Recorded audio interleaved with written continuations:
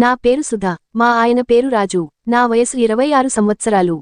మా ఆయన వయసు 33 సంవత్సరాలు. మాకు పెళ్లి అయి 4 సంవత్సరాలు అయింది. ఇంకా పిల్లలు లేరు. మేము విజయవాడలో ఉంటాము. మా ఆయన ఒక ఐటీ కంపెనీలో పనిచేస్తారు. నేను విజయవాడలోని ఒక ప్రైవేట్ స్కూల్లో సైన్స్ టీచర్గా పనిచేస్తున్నాను. మా ఇద్దరికీ ఉద్యోగాల వల్ల ఇంటి పనులు, వంట వండటం కష్టమవడంతో మా ఆయన తన సొంత ఊరు నుండి ఒక పనివాడిని తీసుకొచ్చారు. అతని పేరు కిషన్. వయసు 18 సంవత్సరాలు.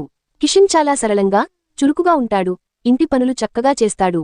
మా ఇల్లు డబుల్ బెడ్రూమ్ ఫ్లాట్. కిషన్ కోసం సపరేట్ గది ఉంది. మా పెళ్లి కొత్తలో మేము జీవితాన్ని చాలా ఆనందంగా గడిపాము. కాని ఉద్యోగాల వల్ల వారానికి 2 సార్లు మాత్రమే సన్నిహితంగా ఉండేవాళ్లం. నాకు అలాంటి విషయాల్లో పెద్దగా ఆసక్తి ఉండేది కాదు. నేనెప్పుడూ మా ఆయనను అలా అడిగిన సందర్భం లేదు. కిషన్ మా ఇంట్లో పనిలో చేరి 5 నెలలు అయింది.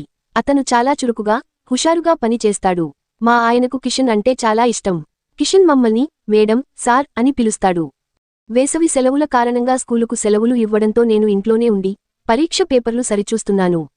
ఒక వారం తర్వాత మా ఆయన ఆఫీసు నుండి ఫోన్ చేసి, అత్యవసరంగా 10 రోజుల క్యాంపుకు వెళ్ళాలి. ఈ రాత్రి ప్రయాణం, నా బట్టలు సిద్ధం చెయ్యి అని చెప్పారు.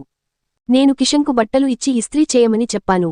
సాయంత్రం 5 గంటలకు మా ఆయన ఇంటికి వచ్చి, అవసరమైనవి బ్యాగ్లో సర్దుకుని, జాగ్రత్తగా ఉండు, కిషన్ను ఇంటిని చూసుకోమని చెప్పి వెళ్లారు.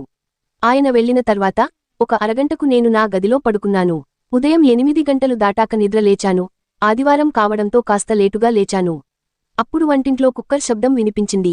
లేచి వెళ్లి, బ్రష్ చేసుకుని, చీర, జాకెట్ తీసుకుని స్నానం చేయడానికి బాత్రూంకు వెళ్లాను. నేను స్నానం చేస్తుండగా కిషన్ బాత్రూం డోర్ దగ్గర నిలబడి చూస్తున్నాడు. నేను బయటకు వచ్చేవరకు ఇది తెలియలేదు. బయటకు రాగానే కిషన్ కనిపించాడు. నేను కోపంగా, ఇక్కడ ఏం చేస్తున్నావ్ అని అరిచాను. కిషన్ భయంతో, ఏం చేయలేదు మేడం అన్నాడు. నేను ఆవేశంగా, నీకు తెలియదా, మా ఆయనకు చెప్తే తెలుస్తుంది అన్నాను. కిషన్ క్షమాపణ చెప్పి, తప్పైంది మేడం, ఈ ఒక్కసారి క్షమించండి అని నా కాళ్లు పట్టుకున్నాడు. అప్పుడు నేను ఫోన్ తీసుకుని మా ఆయనకు డయల్ చేస్తుంటే కిషన్ నా కాళ్లు పట్టుకుని తన తొడలపై తల పెట్టాడు. ఏం చేస్తున్నావ్ అని కోపంగా లేచాను. కిషన్ ఫోన్ను తీసి పక్కకు విసిరి, నన్ను గట్టిగా కౌగిలించుకుని నా నోటిని తన నోటితో మూసేశాడు.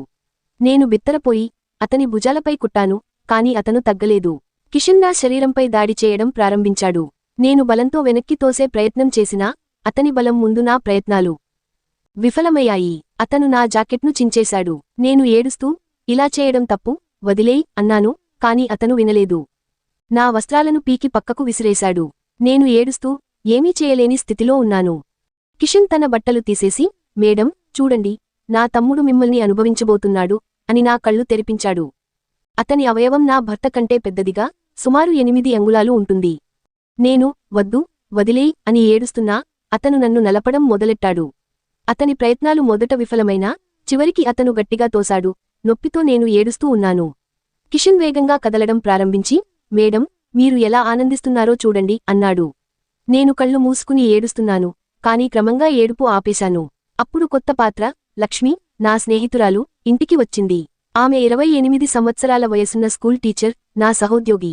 ఆమె రాగానే కిషన్ భయపడి వెనక్కి వెళ్లాడు. లక్ష్మి సన్నివేశాన్ని చూసి షాక్ అయి, సుధా, ఏమైంది అని అడిగింది. నేను ఏడుస్తూ విషయానికి చెప్పాను. ఆమె కిషన్ను తిట్టి, వెంటనే ఇక్కడి నుండి వెళ్ళిపో అని హెచ్చరించింది. కిషన్ క్షమాపణ చెప్పి వెళ్ళిపోయాడు.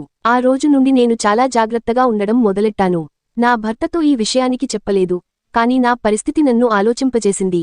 నేను చేసినది తప్పని తెలుసు, కాని ఆ సమయంలో నా మనసు అలా స్పందించింది.